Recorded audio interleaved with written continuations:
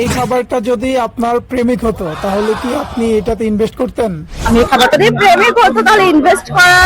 আপনি কি জানেন একটা সফল টিম তখনই সত্যিকারের শক্তিশালী হয় যখন তারা একসাথে কাজ করতে জানে আর একসাথে উদযাপন করতেও জানে। ভিউয়ার্স, এইটা কি ইফতার পার্টি নাকি পুরো রেস্টুরেন্ট খুলে দিয়েছে আমাদের অফিস? হ্যাঁ বন্ধুরা, আজকে আমাদের অফিস থেকে আমরা চলে এসেছি মিরপুর রেব বাফেট এন্ড রুফটপে। হেই গাইস, আসসালামু আলাইকুম। I hope your feeling is better. This is Rony is here. আজকের ইফতার একটু স্পেশাল কারণ আমরা চলে এসেছি রেব এন্ড রুফটপ বাফেটে। ভিউয়ার্স, যেখানে এত খাবার দেখে চোখ কপালে উঠবে। এক পাশে তান্দুরি, অন্য পাশে ডিজার্টস, মাঝখানে কাবাব, বিরিয়ানি, আরো কত কিছু। আসলে এখানে না আসলে বুঝতেই পারবেন না। চলুন দেখে নেওয়া যাক কি কি অপেক্ষা করছে আমাদের জন্য। বন্ধুরা, এই জায়গাটা শুধু খাবারের জন্যই নয় বরং এক অপরূপ সৌন্দর্যের জন্যও বিখ্যাত। চলুন এবার দেখা যাক এই জায়গার আসল আকর্ষণ। এই পাথরের ফাঁক দিয়ে টপ টপ করে পানি পড়ছে আর পানির নিচে বিভিন্ন রঙের মাছগুলো খেলছে। একদম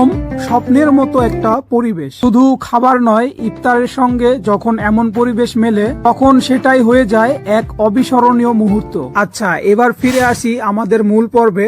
যার কথা বলছি তিনি শুধুমাত্র একজন সফল উদ্যোক্তাই নন, বরং বাংলাদেশের ই কমার্স ইন্ডাস্ট্রির অন্যতম পথ প্রদর্শক, যার নেতৃত্বে বাংলাদেশে তৈরি হয়েছে 500+ সফল ব্র্যান্ড এবং 2500+ সফল উদ্যোক্তা। সামনে আরো বড় লক্ষ্য। তিনি এমন একজন মানুষ যার কাছ থেকে প্রতিনিয়ত শিখছি, অনুপ্রাণিত হচ্ছি আর নিজেকে আরো দক্ষ করে তুলতে পারছি।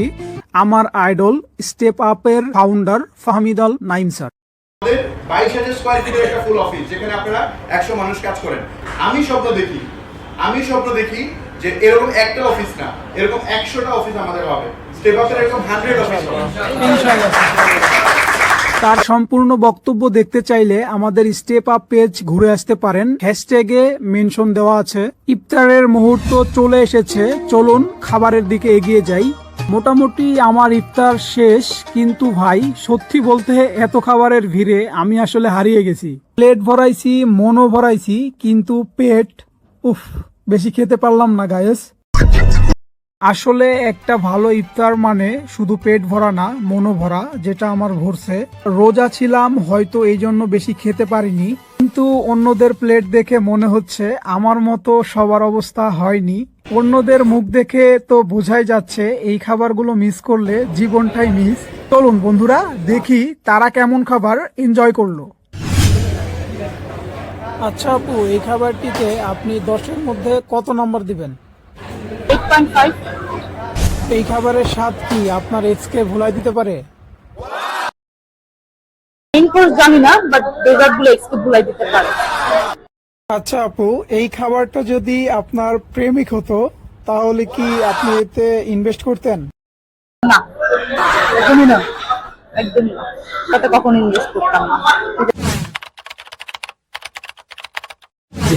সেই প্রাইস অনুযায়ী হচ্ছে খাবারটা যাচ্ছে না। যদি আমার প্রাইস সম্পর্কে ধারণা নাই, নট ব্যাড এট অল। 10-এ খুব বেশি দেওয়া যায় না, তারপর আমি 10-এ 7.5 দিচ্ছি। ভাই, এখানকার বিরিয়ানি বেশি ভালো নাকি আপনার ওয়াইফের হাতের বিরিয়ানি বেশি ভালো? ডেফিনেটলি আমার ওয়াইফের হাতের রান্না বেশি ভালো ছিল। ভাই কেমন খাইলেন? সেই ভাই সেই পুরাই হ্যাঁ ভালো, আলহামদুলিল্লাহ ভালো লাগছে। 10-এ 2।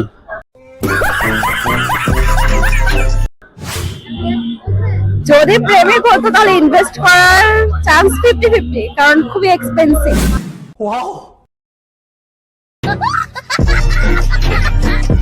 সবশেষে বলতে চাই, একটা ভালো টিম মানে ভালো ভালো কাজ করা এবং একসঙ্গে বেড়ে ওঠা, নতুন কিছু শেখা আর একে অপরের সাফল্যে আনন্দ পাওয়া। নরম বাতাসের স্পর্শ, সবুজের সতেজতা আর সন্ধ্যার নরম আলো যেন এক স্বপ্নের মতো। একসঙ্গে কাটানো মুহূর্তগুলো শুধুই স্মৃতি নয়, বরং এগুলোই আমাদের এগিয়ে যাওয়ার প্রেরণা।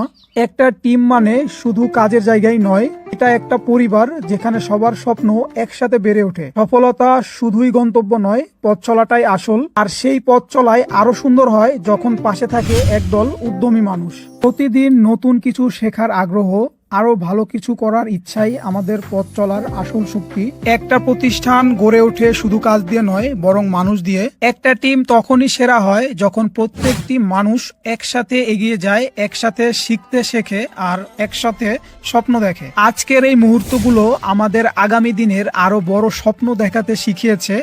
ধন্যবাদ ফাহমিদ স্যার। আরো সাফল্যের পথে, আরো বন্ধনের পথে এগিয়ে চলুক আমাদের টিম।